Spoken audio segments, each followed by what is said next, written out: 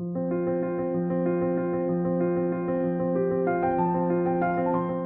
been there, right?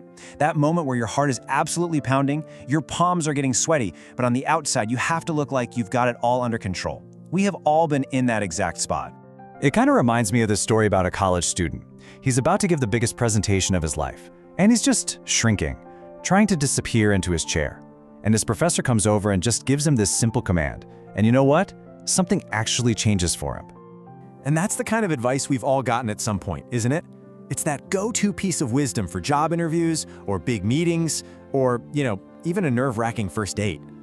Ah, yes, the classic. Fake it till you make it. It's become this universal mantra for anybody who's trying to just conjure up some confidence out of thin air. You just act the part and eventually it becomes real. Or does it? What if I told you that trying to be an actor in your own life is the very thing that's making you feel less confident? Let's really dig into why that might just be the case. So, let's kick things off with what I'm calling the faking it fallacy. The whole problem with this advice really boils down to a fundamental misunderstanding of what our body language actually is. You see, your body language isn't just some performance you can switch on and off. It's more like your default setting. It is an honest-to-goodness primal system that shows the world how you're really feeling. When you're wiped out, you slouch. When you're nervous, you might fidget. It's an authentic broadcast of what's going on inside. So when you try to just plaster on a confident smile while your brain is going a million miles an hour with anxiety, you're basically creating an internal war. Your conscious brain is saying one thing, but your subconscious and your body are screaming the complete opposite. And there's actually a name for that battle: cognitive dissonance. It's that super uncomfortable, really draining feeling you get when the person you're pretending to be is totally out of sync with the person you actually are in that moment. And what you get is a total disconnect. I mean, you can be saying all the right things, like, oh yeah, I'm confident, but your body is telling a completely different story. And people pick up on this. They might not consciously notice that your feet are pointed toward the exit, but they get this gut feeling that something is just a little off. And this leads us to, well, the uncomfortable truth. That internal conflict doesn't just stay neatly tucked away inside you. Oh no, it has very real and very visible consequences. You just can't bottle up that dissonance forever. It causes what experts call leakage. We're talking about tiny micro-expressions, little flashes of fear in your eyes, or jerky movements that just totally give the game away. And hey, who would know better than a former FBI agent, right? Joe Navarro's whole point is that our non-conscious mind is going to broadcast our reality, whether we want it to or not. I love this analogy. Trying to suppress how you really feel is just like trying to hold a beach ball underwater. It takes a ton of energy, and sooner or later, that ball is gonna pop right back up to the surface, probably when you least expect it. Okay, so if faking it is a losing battle, what's the alternative? This brings us to a much better way of thinking about it: the mind-body dialogue. And it's a really powerful shift in perspective. So instead of trying to trick other people into believing you're confident, you shift your focus. You work on adopting the physical habits of a confident person.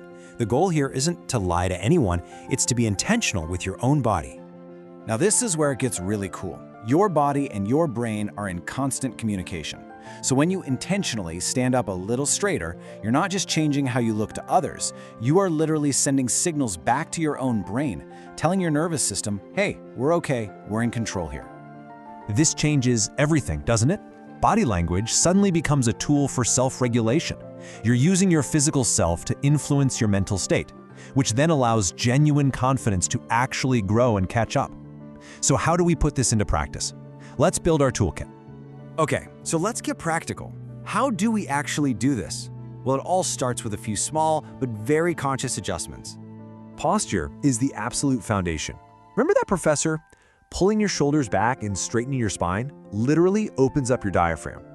This allows for deeper, calmer breathing, which is a direct signal to your body's fight or flight system to just chill out. It's like a physiological cheat code for calmness. And think about the opposite for a second. Get this. Research has shown that people listening to a lecture with their arms crossed retain 38% less information. A closed-off posture is literally closing off your mind. Just uncrossing your arms is one of the easiest things you can do to be more open and receptive. Now for eye contact. Let's forget the whole intimidating staring contest thing.